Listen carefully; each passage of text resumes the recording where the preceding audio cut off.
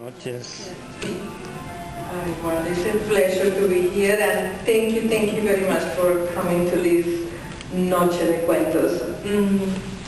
I have adapted one of my short stories, and it's from my book Cuentos de Seda y de Sangre. I also translated into English. I wrote the book in Spanish. This story was also translated into French in the year 2008 and was included in an anthology of Latin American women writers. And it has been included in an anthology that was published in Colombia, an anthology of Colombian writers. And this story is called The Dream Machine. La máquina de los sueños. One day, Ramón Montoya, a South American immigrant, bought the dream machine without imagining that this event would change his life. Ramón Montoya was born in a small town in Peru. He grew up listening to the news in the radio and watching black and white TV. He never missed the advances of technology until he traveled to the United States. His one-story house in a quiet Fort Lauderdale neighborhood was transformed slowly into a very intriguing museum. Why? Because Ramón Montoya developed a passion for technology.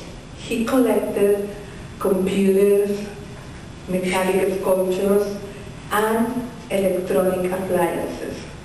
The only object that he didn't have was the dream machine, because any time that he was ready to buy it, he decided on any other object.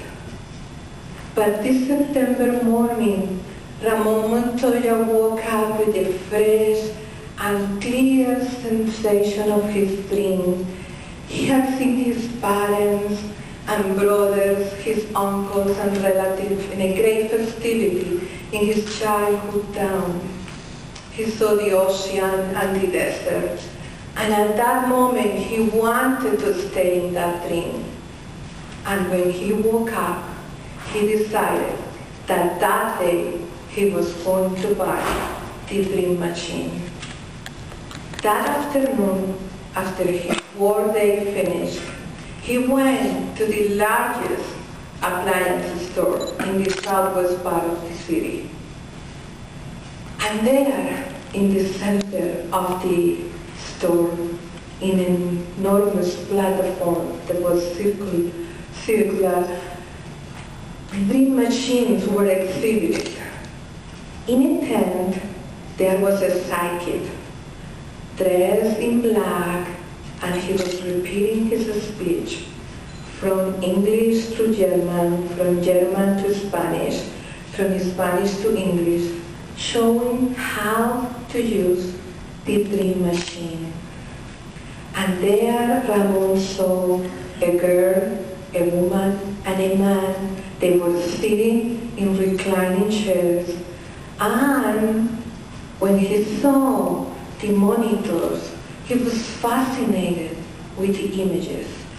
And that day, he did not doubt, and he bought the dream machine.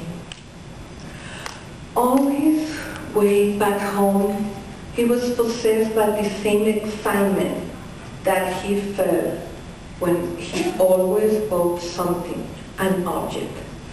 When he got home, the house was dark, and he heard voices and saw the glare of the television. Beatriz welcomed him with a smile. And looking at that enormous box, she asked, "What is it now?" And Ramón Montoya said, "The dream machine." He ate little and he went to bed.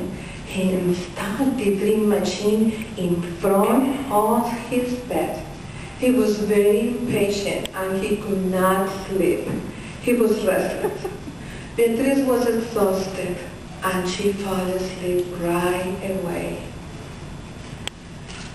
The house was in silence and Ramon Montoya looked at the peaceful expression of Beatriz. He kissed her softly, and at that moment he decided that he was going to try the dream machine. The dream machine had 2 electrodes that transform the signals, the brain signals, into electronic signals. It has a color monitor and a video recorder and a cap where the dreamer introduced the head. So he took Beatriz's head carefully without waking her and put her inside the cap. He turned on the machine and the images began to surface slowly. And here is that Ramon saw Beatriz walking semi-naked along a railroad. He saw the buildings of a city that he cannot recognize, and a train that was approaching. The train stopped, and Beatriz boarded that train, one of the wagons. She walked across the wagons, and then she sat next to a man. They were quiet, traveling, and then they looked at each other and they kissed. And then Beatriz kissed the man in his eyes, on his neck, and then she took his hands, but then on her sex, until she was moaning with pleasure. Ramon Montoya cannot recognize the man on the video. He was very young. He turned off the machine and could not understand how, at that very moment, that his wife's expression was so peaceful. She could be returning from an agonizing orgasm in an unknown city, in a wagon with an unknown man. He turned on the machine again, and he confronted another of his wild dreams. This time was a dark dream, full of shadows. It looks like it was the room of a hotel. Beatriz was naked in the bed, and next to her was a man. He was black hair.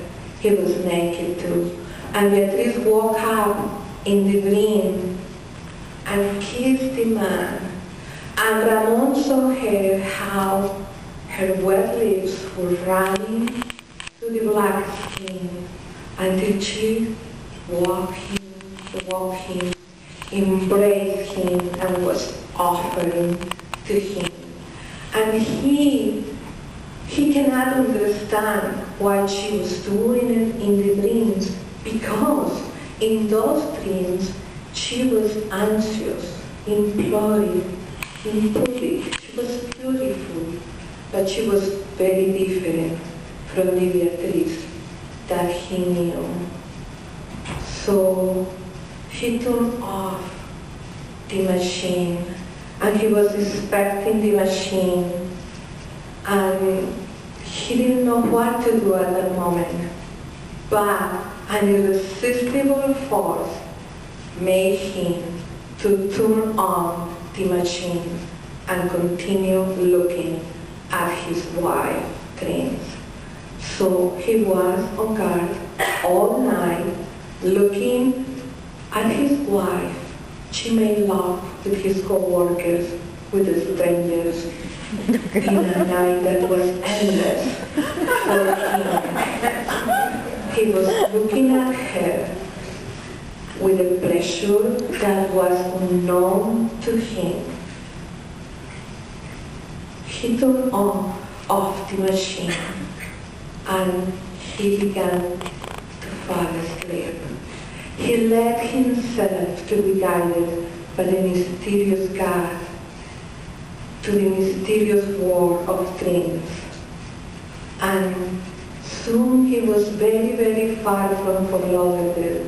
He was in Peru, and he can see the blue sky, that it was so blue that it hurt his eyes. And he can see the constructions of the Tawantinsuyo. And he continued walking, and there he saw Beatriz. She was laying naked on a stone sacrifice. Ramon Montoya wanted to wake up and connect the machine, but he could not do it, and he stayed on the dream until he woke up.